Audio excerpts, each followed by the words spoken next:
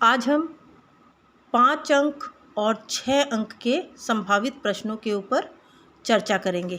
इसके पूर्व वीडियो में हमने 2 अंक, 3 अंक और 4 अंक के क्वेश्चंस को देख चुके हैं।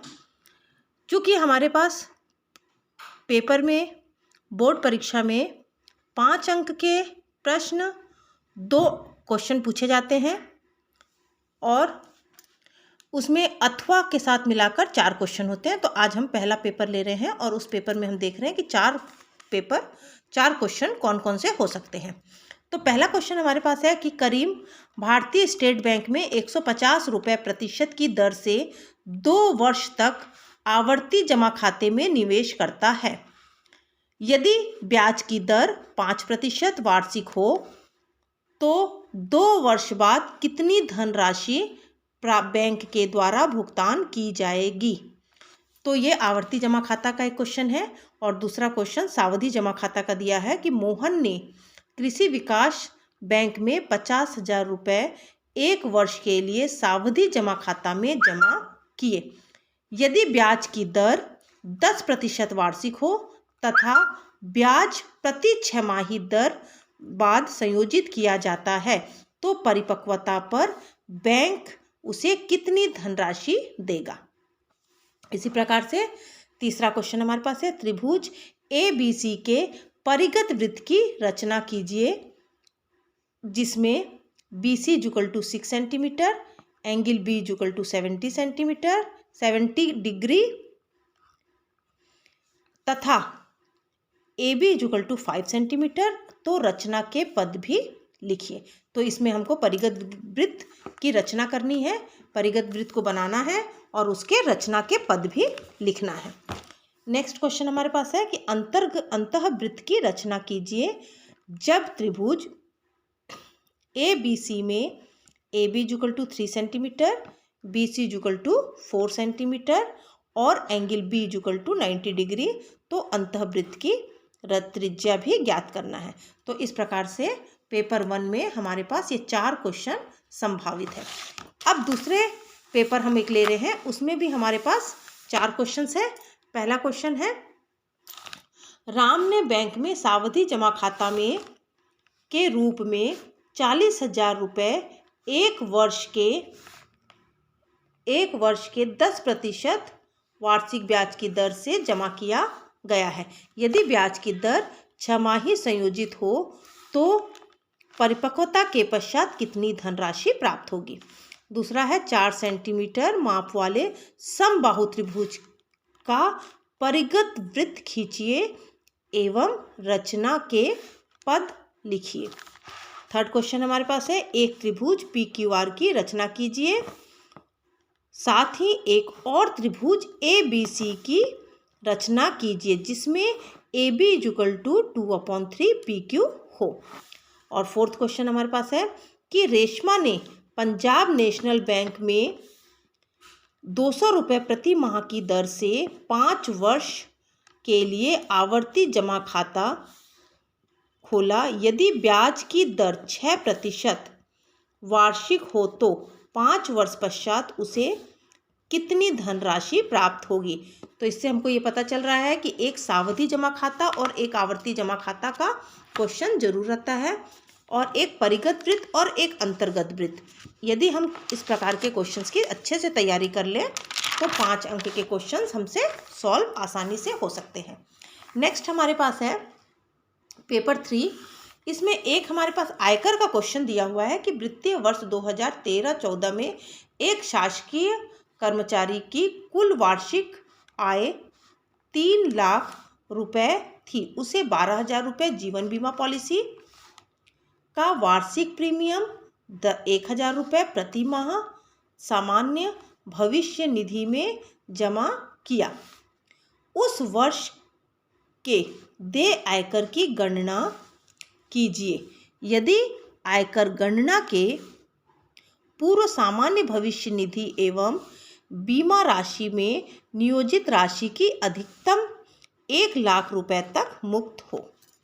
नेक्स्ट हमारे पास इसमें आयकर की निम्नानुसार दे दिया गया है कि कर योग्य सीमा दिया हुआ है 1.5 लाख से 1.5 लाख वंश तक कोई भी नहीं लगेगा, 1.5 लाख तक कुछ नहीं लगेगा, 1.5 लाख 1 से 3 लाख तक हमारे पास 10% है, 3 लाख 1 रुपये से 5 लाख तक 20% और इस प्रकार से आयकर की दर दी हुई है।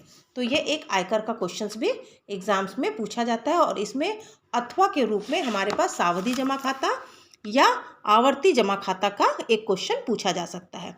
जैसे रजत ने सेंट्रल बैंक ऑफ इंडिया की एक शाखा में 100 रुपये प्रति माह की दर से 3 वर्ष के लिए आवर्ती जमा खाता खोला, उसे कितने प्रतिशत की दर से उसे 222 रुपये ब्याज मिलेगा। इस प्रकार से है। नेक्स्ट क्वेश्चन है, एक समकोण त्रिभुज पर परिगत वृत्त की रचना कीजिए तथा रचना के पद लिखिए। और एक समकोण त्रिभुज पर अंतर्गत वृत्त की रचना कीजिए और रचना के पद लिखिए। तो इस प्रकार से हमारे पास 5 अंक के ये संभावित क्वेश्चन थे। 3 पेपर में हमने देखे।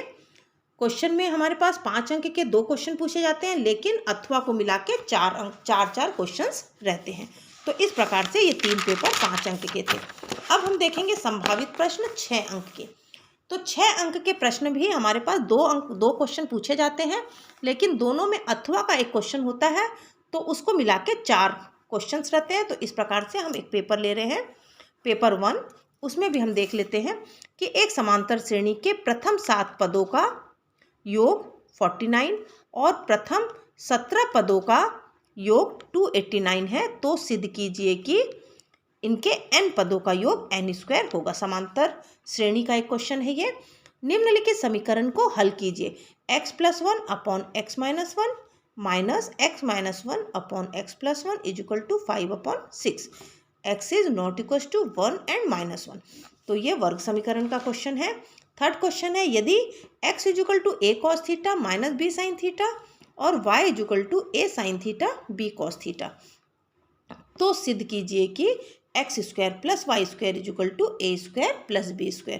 ये त्रिकोणमिति का एक क्वेश्चन है। और इसमें चौथा क्वेश्चन एक हाइट एंड डिस्टेंस का दिया हुआ है। एक लड़का 30 मीटर ऊंचे एक भवन से कुछ दूरी पर खड़ा है।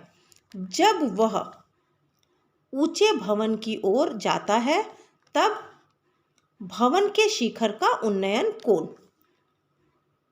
30 से 60 डिग्री हो जाता है, 30 से 60 डिग्री हो जाता है। तो बताइए कि वह भवन की ओर कितना चलेगा।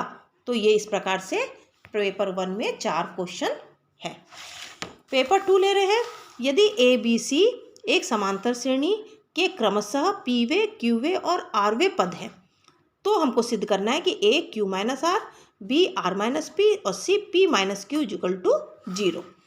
नेक्स्ट क्वेश्चन है, समीकरण को आलेखी विधि से हल कीजिए। 4x - 5y is equal to 20, 3x plus 5y is equal to -15। Next हमारे पास एक ऊंचाई एवं दूरी का क्वेश्चन है। एक मीनार के आधार से एक सरल रेखा ए और बी दूरी पर स्थित है। 2 बिंदुओं के से मीनार के शिखर का उन्नयन कोण पूरक कोण है। तो सिद्ध कीजिए कि मीनार की ऊंचाई √AB होगी। नेक्स्ट हमारे पास ट्रिग्नोमेट्री का क्वेश्चन है, त्रिकोणमिति का। सिद्ध कीजिए कि sin theta upon 1 + cos theta plus 1 + cos theta upon sin theta is equal to 2 cosec theta. तो इस प्रकार से हमारे पास ये 2 पेपर हो गए। तीसरा पेपर हम लेते हैं कि 2 संख्याओं का समांतर माध्य 7 और उनका गुणनफल 45 है। तो संख्याएं ज्ञात कीजिए। नेक्स्ट क्वेश्चन है, किसी टीले के शीर्ष से मैदान में स्थित 2 मकानों का उन्नयन कोण जो कि टीलों के विपरीत और 30 डिग्री एवं 60 डिग्री है। यदि टीले की ऊंचाई 60 मीटर हो तो मकान की बीच की दूरी ज्ञात कीजिए। नेक्स्ट क्वेश्चन है, हल कीजिए। cos theta upon 1 minus sin theta plus cos theta upon 1 plus sin theta is equal to 4। और चौथा क्वेश्चन है, यदि a/b समानुपात c/d हो तो सिद्ध कीजिए कि a² + c² upon b² + d² is equal to ac/bd। तो इस प्रकार से ये पेपर 3 था और 3 पेपर में इसमें भी 4 क्वेश्चन थे। तो इस प्रकार से इन तीनों पेपर के भी 6-6 मार्क्स के क्वेश्चन आप लोग सॉल्व कर लीजिए।